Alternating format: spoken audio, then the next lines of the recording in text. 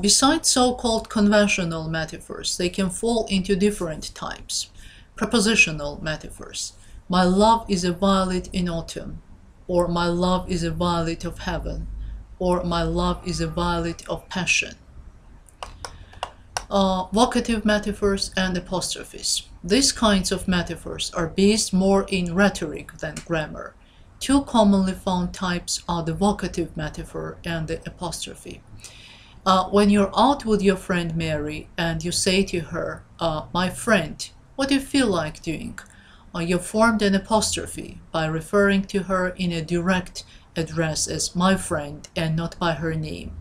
The vocative is generally considered antiquated, oh friend. To form an apostrophe in the metaphorical sense, we have to observe our rule of dissimilar objects. Let us take our original metaphor, my love is a violet, and convert it into an apostrophe. And it would sound like this, my violet, my sparrow, you're not here. Appositional metaphors. Sometimes in normal conversation we have to clarify the nature of something we're talking about. If you are talking to a stranger about your friend Mary, for example, you might have to say, Mary, my friend from school, called me yesterday. The clause my friend from school describes who Mary is. A construction like this, in which one noun, so my friend, modifies another, Mary, is called an apposition. To construct a decent appositional metaphor, we have to once again observe our rule of dissimilarity. So Mary, a violet in autumn, called me yesterday. So here the tenor, Mary, is described by the vehicle immediately following it, violet in autumn. Possessive noun metaphors. As you might have noticed, compression is a big deal when it comes to metaphor. The metaphor aims to provide a lot of information in a short phrase or correlation.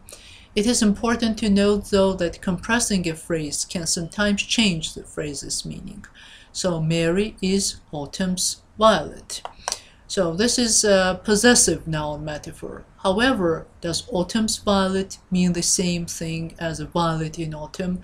Well, I'm not sure.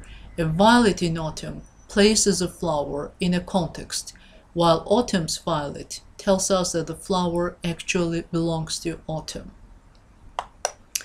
Adjectival metaphors. Adjectives have a tendency to show up in metaphors as decoration.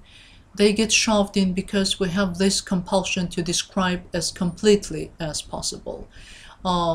Here is an example. Mary is a withered violet in the cool, bleak autumn. Here the prepositional phrase in autumn has been converted to a qualifying adjective, which is something we use constantly to construct and enrich metaphor. Adverbial metaphors.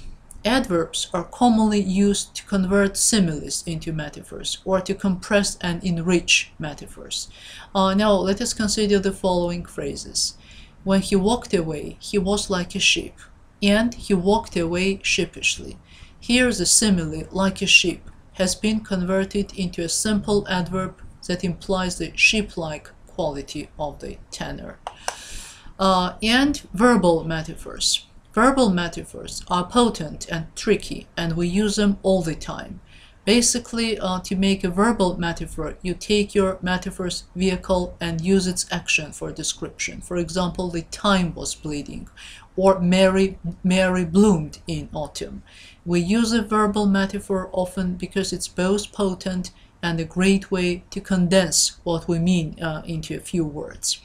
As we have seen, metaphor can be embodied in all the meaningful parts of speech, in nouns, adjectives, verbs, adverbs, and sometimes even in the auxiliary parts of speech, as in prepositions. Metaphors also can be classified according to the following types, about which we're going to speak later.